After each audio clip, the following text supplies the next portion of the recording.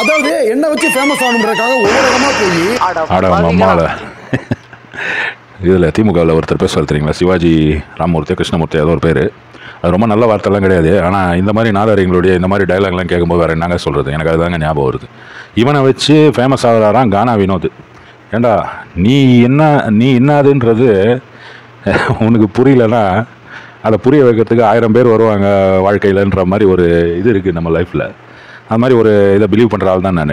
எனக்கு அதில் ரொம்ப நம்பிக்கை இருக்குது. நீ எங்கே நிற்கிற, நீ உலகத்தில் நீ யார், நீ என்னன்றதை நீ புரிஞ்சுக்கணும். இல்லைனா நீ எங்கே போனாலும் அசிங்கப்பட வேண்டியதான். அதுதான் இவனை பார்க்கும்போது இந்த டைலாக்லாம் கேட்கும்போது இவனை வச்சு வினோத் ஃபேமஸ் ஆகிறாங்க. ஏடா கொஞ்சமாவது உனக்கு ஈவு இறக்கம் சூடு சொரணை ஏதாவது உனக்கு ஏதாவது கொஞ்சமாவது மூளை வேணும்ல. ஒரு பிக் பாஸ்ன்ற இவ்வளோ பெரிய ஒரு ஷோவில் எடுத்து வச்சுக்கிறாங்க. இப்படியாப்பட்ட ஒரு வெகுளி கூட கிடையாது, கோமாளி கூட கிடையாது, முட்டாள், அடிமட்ட முட்டாள். அதாவது ஃபேமஸ் ஆகணுன்ற அந்த ஒரே ஒரு பசியை வச்சுன்னு என்ன வேணால் பண்ணலாம். உடம்பு பூரா மலத்தை எடுத்து தேய்ச்சின்னு கூட ஃபேமஸ் ஆகிடலாம் அப்படின்ற ஒரு நினப்பில் வாழ்கிற ஒரு ஜென்மம் தான் இவன். கொஞ்சமாவது யோசிச்சு பாருங்கள். இவனை வச்சு ஃபேமஸ் ஆகிறாங்களா? அதுக்கு விஜய் சேதுபதி நல்லா பதிலும் கொடுத்தாரு. நீங்கள் அந்த மாய உலகத்துலேருந்து வெளியில் வந்துடுங்க. நீங்கள் இன்னமும் நினச்சிட்டே இருக்காதீங்க உங்களை வச்சு ஃபேமஸ் ஆகிறாங்க, அப்படிலாம் ஒன்றும் கிடையாது. பிக் பாஸ் மேடையில் அந்த அவசியம் இல்லை. ஒரு ஆள் மாய உலகத்தில் இருக்கலாங்க, அதுக்காக இப்படியா? இவனை வச்சு கானா வினோத் எல்லாருமே, அதாவது இவனை அடித்தா எல்லாருமே ஃபேமஸ் ஆகிடுவாங்களாம். ஏன்னா போன வாரம் அவர் தான் ஏற்றி விட்டார். விஜய் சேதுபதி தான் சும்மா இந்த சங்க ஊதி கட்டான மாதிரி இவன் சும்மாவே தலைவலி கேஸு. அதில் வேறு உங்கள் கண்டென்ட் நல்லா இருக்குது, வெளியில் அது ரொம்ப வைரலு, நீங்களும் வினோதம் பண்ணது அது இதுன்னு ஒன்று இவனுங்க மூளைக்கு எத்தின மாதிரி ஒரு ஏதோ ஒன்று ட்ரை பண்ணி இப்படி அசிங்கப்படுறான் பாருங்கள் இந்த வினோதுன்றான் இந்த திவாகர். அதில் வேறு வினோதை பார்த்து இவன் கேட்குறான், உன் மூஞ்ச நீ கண்ணாடியில் பார்த்துருக்கேன். ஏன்டா நீ உன் மூஞ்ச கண்ணாடியில் பார்த்துருக்கியா? முதல்ல உன் கண்ணை எட்டும் போய் மாட்டுடைய சாணியில் முக்குடா.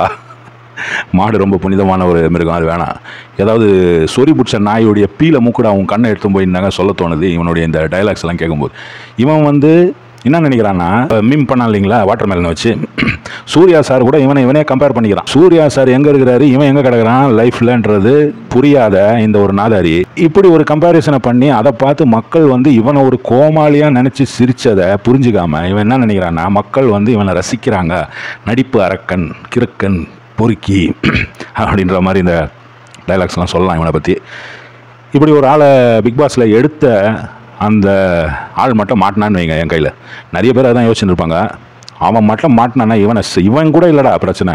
இவனை அந்த ஷோவில் செலக்ட் பண்ண பார்த்தீங்களா, அவன் மாட்டினாங்க நம்ம கையில்.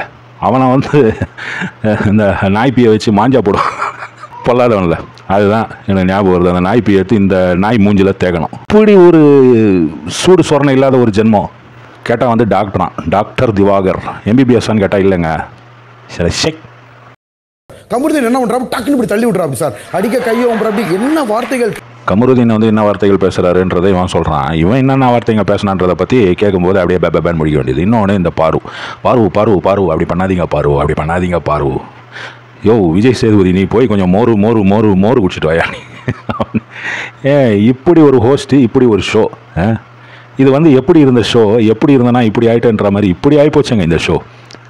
பாருன்ற வன்மத்தை காக்கிற ஒரு பொண்ணு இல்லை ஒரு பொம்பளை.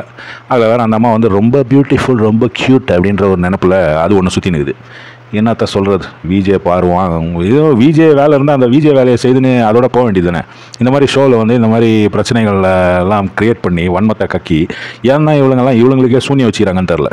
இந்த ஒரு நாளைக்கு 50,000 40,000 அப்படின்னு பேமெண்ட் கொடுக்குறாங்கல்ல பிக் பாஸில் பார்ட்டிசிபேட் பண்ணும்போது, அந்த ஒரு பணத்துக்காக வராங்களா இல்லை இவங்களுக்கு உண்மையிலேயே பிக் பாஸில் போனால் ஏதோ வேறு லெவலுக்கு போயிடலான்ற மாதிரி எண்ணத்தில் வராங்களான்னு தெரியல. போன 2 சீசன் முன்னாடியா, ஒரு சீசன் முன்னாடி அந்த மாயான்னு ஒன்று இருந்தது. போன சீசனில் யார், போன சீசன்லேயே இருந்தது ஏதோ 1 2 அது எனக்கு கரெக்டாக ஞாபகம் இல்லைன்னு வைங்க. ஆனால் போன சீசன் கொஞ்சம் ஓரளவுக்கு பரவாயில்லையாக தான் இருந்தது. அந்த முத்துக்குமரன் ஜெயிச்சதை வழியை பாக்கியெல்லாம் கொஞ்சம் ஓரளவு ஓகேவாக தான் இருந்தாங்க. இப்படிப்பட்ட ஆளுங்களை ஏன்டா எடுக்கிறீங்க? ஏன்டா ஆளை செலக்ட் பண்ண தெரிகிறவனை அந்த பேனலில் உட்கார வைக்கணும்ல. அது முதல்ல தெரியல. இந்த விஜய் சேதுபதியாக இருந்தாலும் சரி, இல்லை விஜய் டிவியாக இருந்தாலும் சரி, இவனு ஏன்னா இப்படி ஆயிடுறானுங்கன்னு தெரியல. ஒருவேளை விஜய்னு பேர் இருக்கவங்களாம் இந்த மாதிரி போல இருக்குது. விஜய் டிவி, விஜய் சேதுபதி, அவர் இன்னொருத்தர் இருக்கார்ல விஜய், தளபதி விஜய், தலைவலி அந்த ஐசோ ஸ்பீடு கிட்ட போய் இதெல்லாம் பண்ணாங்கல்ல, கரூர் இன்சிடென்ட்டு எல்லாம் தான் தெரியுமே உங்களுக்கு. அந்த 40 பேர் செத்ததை வச்சு அரசியல் பண்ணுறான் அவன் ஒரு விஜய். இந்த ஆளுங்களை செலக்ட் பண்ண தெரியாத ஒரு விஜய் டிவி, அந்த ஷோவை எப்படி நடத்தணும்னு தெரியாத ஒரு விஜய் சேதுபதி. எல்லாமே விஜய் தான். விஜய் போங்கடா நீங்களும் உங்கள் ஷோ. பாரு பாரு பாரு இது பண்ணக்கூடாது பாரு. இது இருக்கோம், நீங்கள் உட்காந்து தனியாக நடிச்சிட்டு இருக்கீங்கன்னா தயவு செஞ்சு இது பண்ணாதீங்க. இது பொறுத்து ஒன்றும் அவசியம் இல்லை எனக்கு. இது வந்து பண்ணக்கூடாது பாரு.